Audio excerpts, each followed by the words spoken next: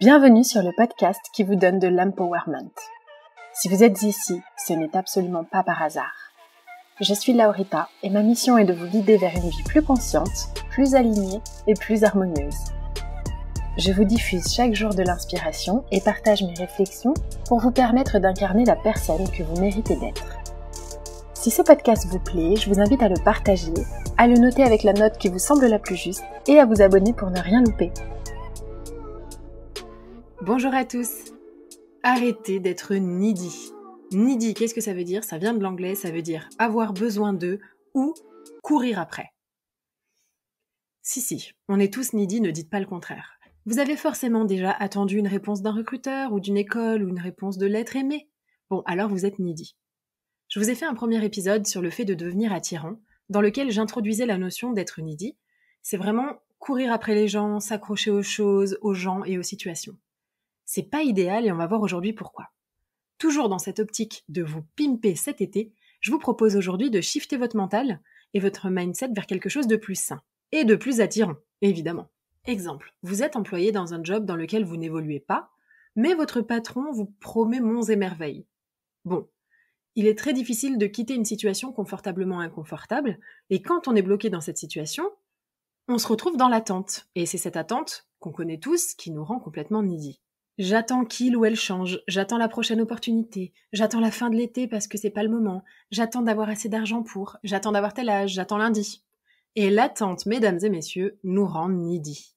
Le livre L'art de penser clairement, que je vous recommande, parle d'un concept que j'ai trouvé intéressant, qui explique qu'on ne doit pas prendre en compte combien d'énergie ou de temps on a investi dans une situation ou dans une relation, mais plutôt de regarder le futur et de se dire « Ok, est-ce que le futur est beau ou est-ce qu'il semble plat ?» C'est une erreur commune que l'on fait tous de se dire « J'ai tellement investi d'efforts, j'ai tellement investi d'énergie, de temps et d'argent dans ce projet, dans cette relation, dans ce job, que je vais quand même pas abandonner maintenant. » Je pense par exemple à des relations amicales de longue date, dans lesquelles on finit par ne plus se retrouver, on se raccroche au temps passé et aux bons souvenirs, mais quand on regarde objectivement aujourd'hui, la relation ne nous apporte rien. Je vais vous donner un exemple perso, enfin pro-perso. J'ai créé une marque de maillot de bain menstruel qui s'appelle Izanami Paris. Avant de la créer, j'avais des idéaux, une volonté utopique. Je voulais créer le premier maillot de bain menstruel 100% made in France, fait de matières naturelles et de teintures naturelles. Sur papier, c'était hyper beau, ça fait rêver. J'ai investi 15 000 € dans ce projet. J'ai cherché à me faire accompagner par les meilleurs et j'y croyais à fond. Mais je suis allée de désillusion en désillusion, de contraintes techniques en contraintes techniques, et je me suis retrouvée à la fin avec un produit fini, un maillot de bain pricé à 179 € pour une marge ridicule et avec une qualité dont je n'étais vraiment pas fière. Mais c'était impossible de m'arrêter, n'est-ce pas ? J'avais pas fait tout ça pour rien, pas vrai ? Plus on me parlait de ce projet, plus j'avais une boule dans la gorge et j'arrivais pas à me dire que j'arrêtais. Mon associé devait me relancer pour tout, je n'arrivais plus à répondre aux emails de mes fournisseurs, j'arrivais pas à mettre de mots dessus. La vérité, c'est que je reniais totalement mon intuition qui me criait d'arrêter, et à un moment donné, mon agence de communication m'a dit « Écoute, soit tu mets 10 000 € sur la table pour qu'on fasse un plan de com béton, soit ça va être compliqué. » Donc là, j'étais à un moment charnière, il fallait que je prenne une décision, et j'ai compris que il était temps d'arrêter parce que peu importe l'investissement, si le corps dit non, il faut savoir l'écouter et deviner quoi. Je me suis sentie tellement soulagée de dire non et d'arrêter ce projet. Je pense que c'est ma plus grosse réussite professionnelle d'avoir osé dire stop. Parfois, on s'enlise dans des relations ou des situations, mais voici une règle d'or qui peut vous aider dans vos choix futurs. Si le futur n'a pas l'air mieux, s'il n'a pas l'air plus beau, pourquoi rester ? Et dans mon cas, justement, dans le cadre de cette marque de fringues que j'ai voulu créer, le futur, ça allait être des millions de relances de gens qui voulaient avoir mon feedback, mon accord, des signatures. Il aurait fallu que je valide des communiqués de presse, que je sois présente à des événements. Et franchement, ça ne me faisait pas du tout rêver. Ça peut arriver aussi quand on est dans une relation et que, par exemple, l'autre commet sans cesse les mêmes erreurs. Bon, le futur a pas l'air plus beau, donc pourquoi rester ? Et ça s'applique vraiment à tout. Petit aparté, les gens qui vous font des promesses sans cesse et sans les tenir, c'est de la manipulation. Je vous laisse méditer là-dessus.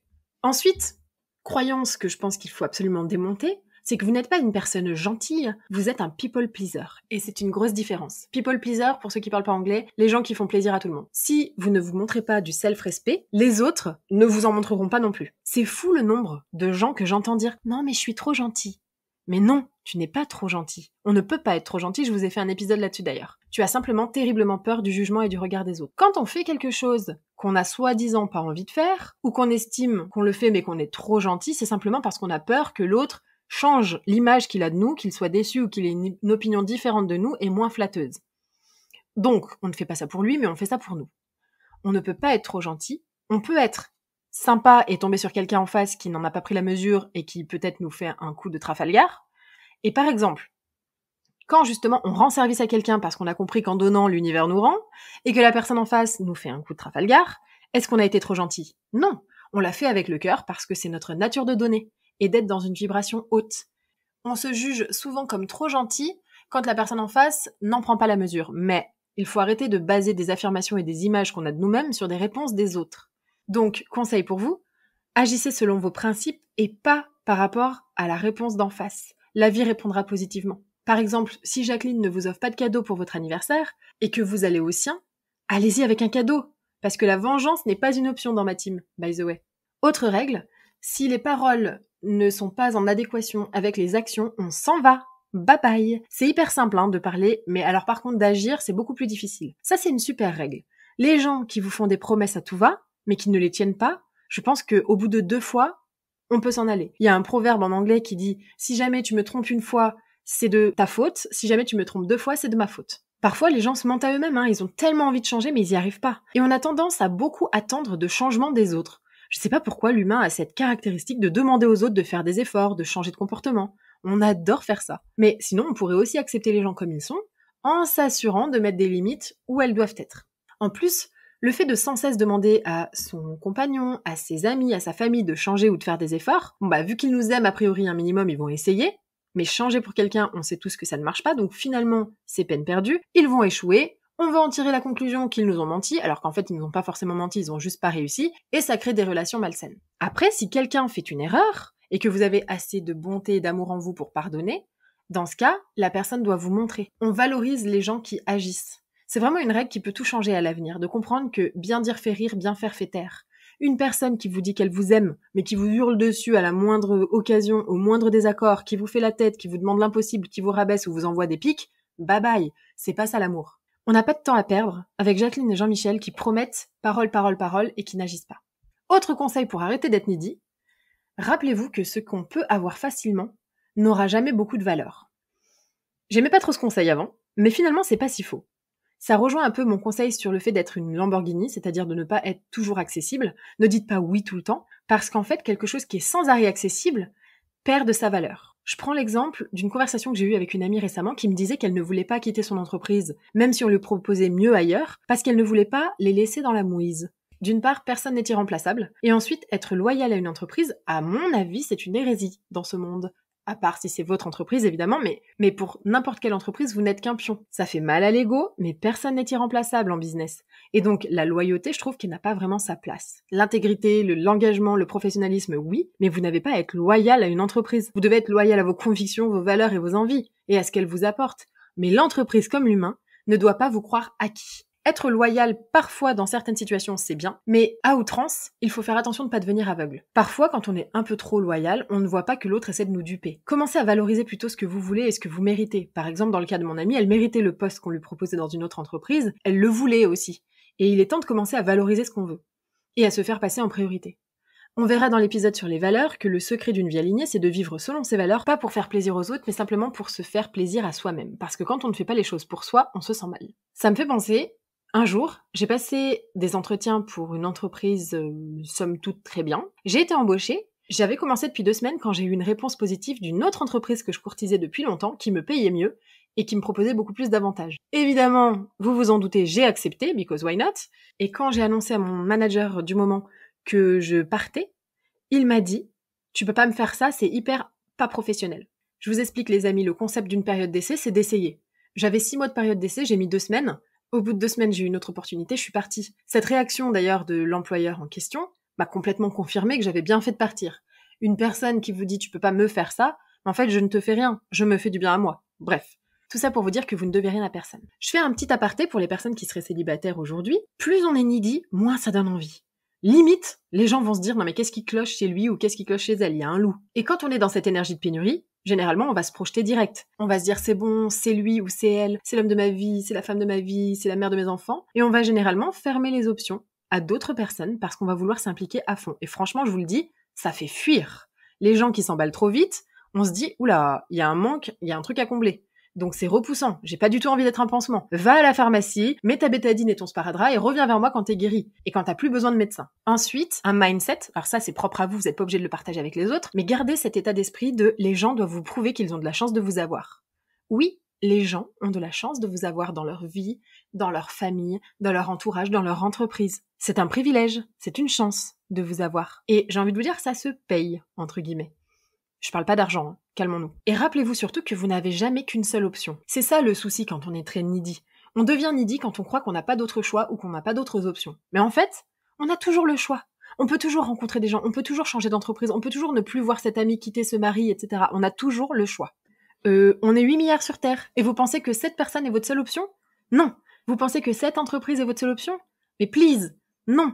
On est 8 milliards, et vous avez beaucoup de chance de tomber sur plein de gens qui auront plein de qualités. Donc voyez plus grand. Ouvrez-vous à des possibilités, ouvrez-vous au monde, prenez du recul et mettez en perspective votre vie vs l'univers. Ça me fait penser à mon avocate, elle m'a dit « Non mais moi je ne bosse pas avec n'importe qui, c'est un privilège de bosser avec elle. » Elle choisit. Faites-en autant. Choisissez les gens que vous voulez dans votre vie. Pourquoi vous choisissez le de toxique ? On y reviendra. Pareil, les gens qui vous racolent, c'est non. Les gens qui viennent te vendre un truc dont tu n'as pas envie, c'est non. Les gens qui vous harcèlent, ou pire encore, les gens qui vous font sentir que vous êtes leur seule option, c'est non. Parce que ça marche aussi à l'inverse. Ok, vous n'avez pas qu'une option, mais les autres non plus n'ont pas qu'une option. Pourquoi vous seriez la seule option de quelqu'un ? Pourquoi voulez-vous être la seule personne de son entourage à accepter d'être là pour lui ou pour elle ? Les gens qui vous montrent qu'ils n'ont que vous, je vous invite à fuir en courant. Je vous invite à vous demander mais pourquoi ils n'ont pas d'autres amis dans leur vie ? Pourquoi ils n'ont pas d'autres options dans leur vie ? C'est un vrai red flag. Moi, une amie qui me dit je n'ai que toi, ça me fait fuir à 100%. Alors évidemment, je vous dis pas de laisser tomber quelqu'un qui a besoin de vous, hein, attention, mais de bien fixer des limites, bien ouvrir vos options. Et ne pas répondre positivement à toutes les attentes de quelqu'un qui aurait besoin de vous sans arrêt. Les relations fusionnelles, c'est non parce que peu importe leur nature, je n'ai que toi, ça va vraiment jamais bien se terminer. Quelqu'un qui vous dit « je n'ai que toi », non. Trouve quelqu'un d'autre, c'est beaucoup trop de responsabilités. Et surtout, il y a certainement une raison pour laquelle tu n'as que moi. Et je sais que certains vont pas m'aimer quand je dis ça. Non mais moi, mon mari, il n'a que moi, blablabla. Non mais ok, mais ton mari, il n'est pas acquis. Il peut s'en aller à tout moment. Pareil, ta meilleure amie, elle n'a que moi, c'est mon amie. Non, en fait, ta meilleure amie, elle peut avoir aussi plein d'autres amis. Il n'y a pas de hiérarchie dans meilleure ou moins bonne. Ceux qui n'aimeront pas ce que je dis, tant pis, réfléchissez-y. Si ça vous énerve, peut-être qu'il y a quelque chose à creuser. Vous ne devez pas être la seule option de quelqu'un et vous ne devez pas avoir une seule option dans votre vie parce que ça cache quelque chose. Ça cache un mal-être, un trauma non guéri. Donc non. Autre chose, et ça je le dis souvent depuis que j'ai arrêté de voir une amie à moi qui me faisait toujours poireauter des heures et des heures. Vous n'avez pas leur temps. Valorisez votre temps. Pourquoi vous passez 3 heures pendant une soirée à remonter le moral d'une personne qui de toute façon n'ira jamais bien parce qu'en fait elle vit dans le drama et elle aime ça. On n'a pas beaucoup de temps. Une fois qu'on arrive à la retraite, peut-être qu'il nous restera vraiment pas beaucoup de temps. Exemple, mon père, il a bossé toute sa vie, 3 ans après sa retraite, on lui a décelé un cancer du cerveau. Donc on n'a pas le temps. Le temps passe en un claquement de doigts. Et ça revient à attendre que, encore une fois, d'être needy. On n'attend rien. J'attends la retraite pour voyager, mais pas du tout, voyage maintenant. Et si ton attente est basée sur une insuffisance financière, prends le money magnet maintenant. En 2 heures seulement, je te transforme le mindset et je te promets direct que tu vas diversifier tes revenus sans aucune compétence, ni aucun investissement. On est quasiment 10 000 à avoir sauté le pas, merci beaucoup d'ailleurs, et pourquoi pas toi ? Ma règle préférée, réalisez que le seul pouvoir que les gens ont sur vous, c'est votre énergie. Les gens autour de vous, votre entourage, ne sont pas puissants sans votre énergie. Ils ne peuvent avoir absolument aucun impact si vous ne leur donnez pas votre énergie. Et c'est pour ça que je vous ai fait tout un épisode sur le fait de protéger votre énergie. Les personnes toxiques ont besoin de votre énergie. Les pervers narcissiques ont besoin de votre énergie. Une entreprise a besoin de votre énergie. Une amie qui vous tire vers le bas a besoin de votre énergie. Un conjoint qui ment a besoin de votre énergie. Donc on se bouge, on prend conscience que notre énergie est puissante. Quand quelque chose nous dérange, on enlève son unique pouvoir, notre attention. Et vous allez voir qu'en appliquant cette règle, votre vie va changer. Quelqu'un qui vous ennuie, hop, je retire mon énergie et mon attention. Et d'un coup, ma vie est plus cool. Je ne diffuse pas mon énergie dans des choses futiles. Votre énergie est précieuse. Et je vais vous faire un podcast aussi à écouter à chaque fois que vous préparez le matin pour pimper votre énergie pour la journée. Vous donnez vous-même le pouvoir aux autres d'avoir un impact sur vous. Si vous ne donnez pas d'attention à quelqu'un, il ne peut pas avoir d'impact sur vous. Autre règle qui change tout, quelque chose ou quelqu'un doit ajouter à votre vie et pas prendre à votre vie. Un membre de votre famille, votre amour, vos amis, votre boulot doivent ajouter quelque chose à votre vie. S'ils en enlèvent, c'est pas la peine. Quand on bosse tellement qu'on n'a plus de temps pour sa famille ou qu'on fait pas assez d'argent et qu'on est sous l'eau, l'entreprise prend quelque chose de notre vie perso, alors qu'elle doit ajouter. Elle doit vous donner de l'argent pour que vous puissiez kiffer dans votre vie personnelle et la sublimer, pas vous mettre en burn-out. Une personne ne doit pas vous mettre une boule au ventre, ne doit pas être un vampire d'énergie. Une personne dans votre vie doit ajouter de la valeur, sinon à quoi bon? Un ami qui vous convie à toutes les soirées, c'est oui. Qu'il vous offre des opportunités, ça, on adore. Autre conseil que je mets encore en pratique aujourd'hui et qui est vraiment difficile à appliquer, mais vous allez voir qu'il est vraiment très très efficace, arrêtez de penser aux gens qui ne sont plus dans votre vie. Ça, c'est vivre dans le passé, et du coup, forcément, dans le drama. Penser à une personne décédée, c'est ok. C'est ok de la célébrer, c'est ok. Mais d'être triste sans cesse, ça ne va pas vous faire avancer, et je pense pas que cette personne décédée aimerait vous voir triste sans cesse. Évidemment, en cas de décès, c'est différent. Mais par contre, une personne avec qui vous avez eu des différends ou qui ne vous donne plus de nouvelles et qui vous ghost, ou une personne que vous avez choisi de quitter, pourquoi continuer à ressasser le passé? Donc ce que j'aimerais que vous fassiez aujourd'hui, c'est de lister sur papier tout ce qui ne vous convient plus mais qui est confortable. Vous aimez votre job? Ou est-ce que c'est uniquement confortable? Et votre relation? Et vos amis? Lesquels sont confortables mais n'apportent rien? Demandez-vous, est-ce que cette personne ajoute à ma vie ou m'enlève quelque chose? Faites la liste et pas besoin de vous faire un dessin. On lâche les gens qui n'apportent rien dans notre vie. Et ceux qui me diraient « mais c'est égoïste de penser comme ça » ou « mais cette personne a besoin de moi ». Alors ok, peut-être que quelqu'un peut avoir besoin de vous si c'est un parent malade ou dans un contexte de maladie, et encore. Vous n'êtes pas infirmière, vous n'êtes pas psychologue, donc je ne sais pas. Et puis cette personne vous apporte de l'amour. Maintenant, bien sûr que c'est égoïste, et encore heureux que c'est égoïste, de toute façon votre vie est égoïste. Par principe, vous faites les choses pour vous avant tout. Et je termine sur la notion de besoin. Un partenaire ou un ami ne devrait pas avoir besoin de vous. Il devrait avoir envie d'être avec vous, mais vous n'êtes pas son psy, pas sa sécurité financière, et parfois le meilleur moyen d'aider les gens, si vous avez le syndrome du sauveur, c'est de les laisser se débrouiller seuls. C'est casser ce triangle dramatique qui vous place en victime et en persécuteur à la fois, et juste laisser l'autre parce qu'il n'a plus de bouée et que c'est là qu'on apprend à nager, pas vrai? Donc ça marche dans les deux sens. Vous n'avez besoin de personne et personne ne devrait avoir besoin de vous. Par contre, vous pouvez apprécier la compagnie d'un tel ou de travailler dans telle entreprise, mais si c'est un besoin, ça donne beaucoup trop de pouvoir à l'autre ou à l'entreprise et il est temps de reprendre le pouvoir. Quand c'est une entreprise, il est temps de diversifier ses revenus. Ayez plusieurs sources de revenus. Et quand c'est une personne, on se reprend et on réajuste, voire on laisse partir. Vous allez voir que quand vous êtes dans un mindset de « je n'ai plus besoin d'eux », donc quand vous n'êtes plus needy, les gens vont vouloir être en votre compagnie parce qu'il n'y a rien de plus attirant que quelqu'un qui a déjà tout, qui est déjà complet, stable, équilibré et qui se sent bien dans ses baskets. Je vous dis à la semaine prochaine pour un nouveau déclic et je vous souhaite une bonne journée.